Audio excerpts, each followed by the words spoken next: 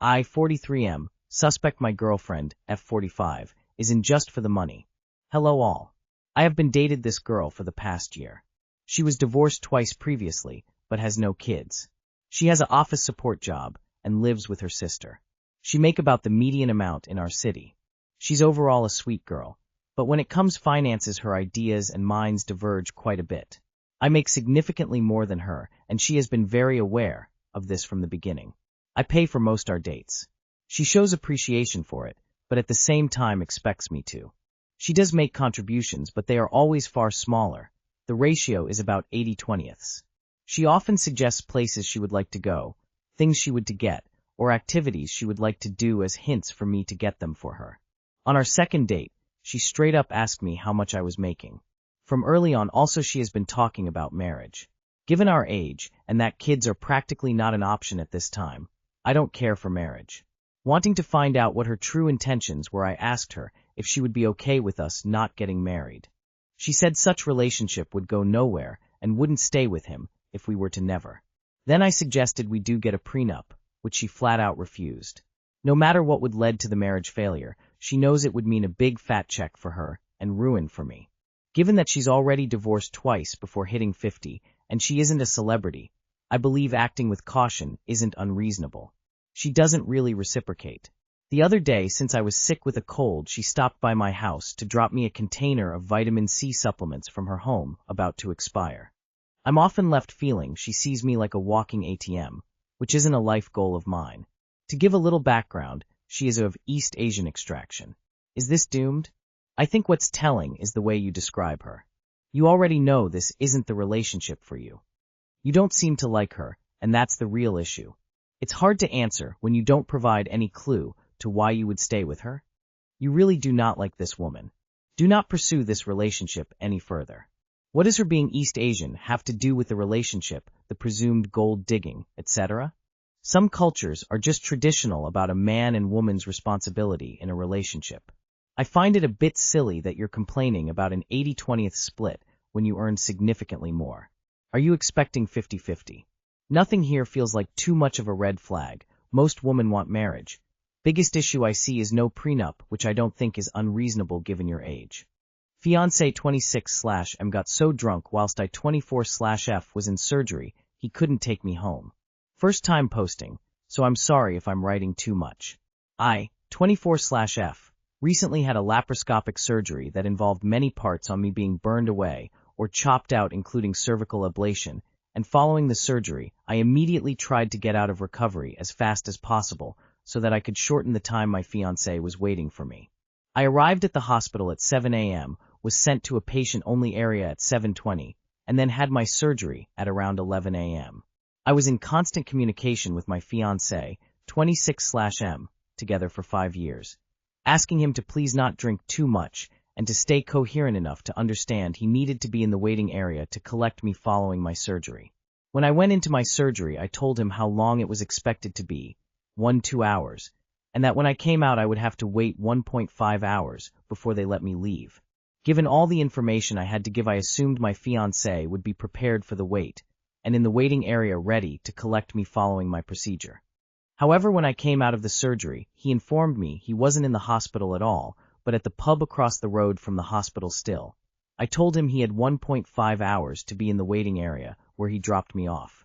During this time, I had a very traumatic experience with the very uncaring and rude nurses in my recovery section, and kept begging him to please be in the waiting area, ready to pick me up as soon as possible, because I couldn't stand to be there a second longer than needed. He sent me a few voice notes asking where I was. I told him the same place we came this morning, the same place you dropped me off, and the same place I've been all day. He got angry and told me he wasn't running around the hospital looking for me, and now was being escorted by a doctor, so I need to tell him where I am. I could hear in his voice he was very drunk, and having just woken up from anesthesia and being in a traumatic and painful state following my surgery, I wasn't in the mood to babysit him, and I told him he should know where I am, and I focused on getting myself dressed, using the toilet, and eating so I could get out of there as soon as possible. Another awful and stressful half hour go by, and finally I am reunited with him. As we are walking through the hospital, I tell him I am disgusted and appalled at him being too drunk to drive, and so drunk he couldn't even remember where I was. I pass him my very heavy bag and start walking away. He grabs me by the shoulder and pulls me back to him.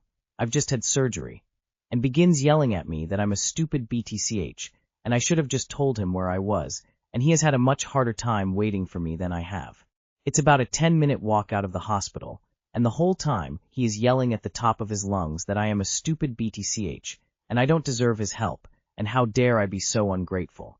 I called my mum during this, asked her to pick me up, and took my very heavy bag back off him, found a place to sit, and waited for my mum who was an hour away. I told him to leave. No one stepped in to help me during any of this, even though there was 20 people around me at all times watching and listening to him throw insults and abuse at me, and I was clearly not well. Sorry, that was a lot of backstory. Basically, my mum only has the means to had supported me the first night out of the hospital, and I no longer can ask her for help. I have no other friends or family. Therefore, I am stuck with my fiancé. I don't want to be with him anymore. But I have just come out of surgery and have no job, no money, and no friends or family, because he has made sure to isolate me and remove anything that I once had that made me even the slightest bit independent. I am 100% reliant on him. I am stuck mourning a relationship I am still very much in. And on top of that, due to his lifestyle choices, we have been served an eviction notice. Please, any advice would be appreciated. Honey, it's time to reach out to your local DV orgs and shelters.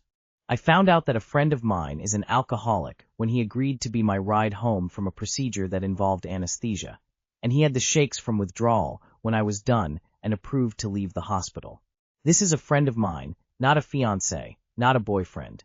Please think about that and compare it to your situation with your fiancé.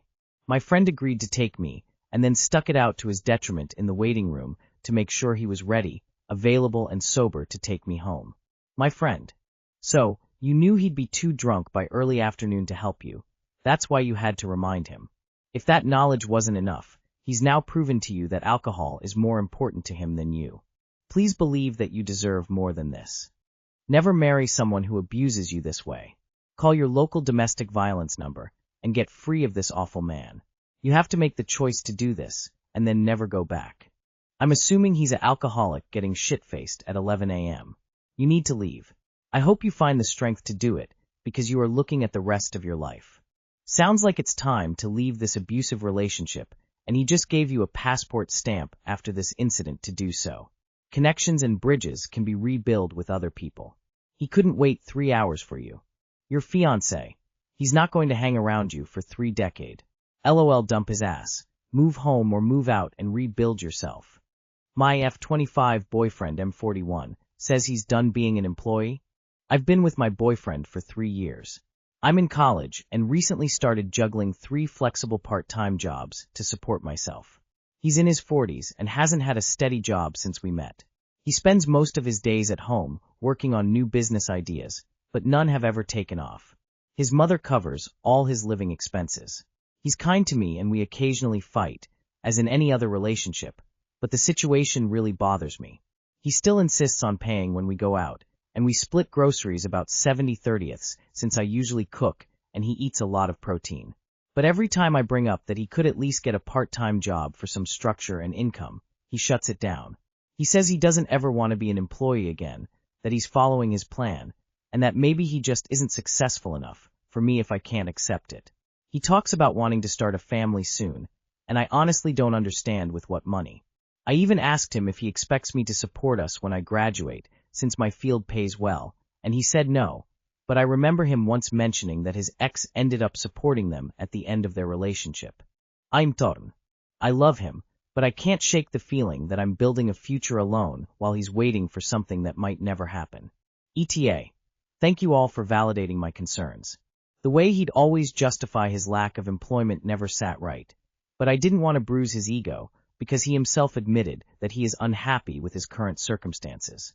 Regarding people asking about my relationship with his mom, her and I really like each other and don't have any issues whatsoever.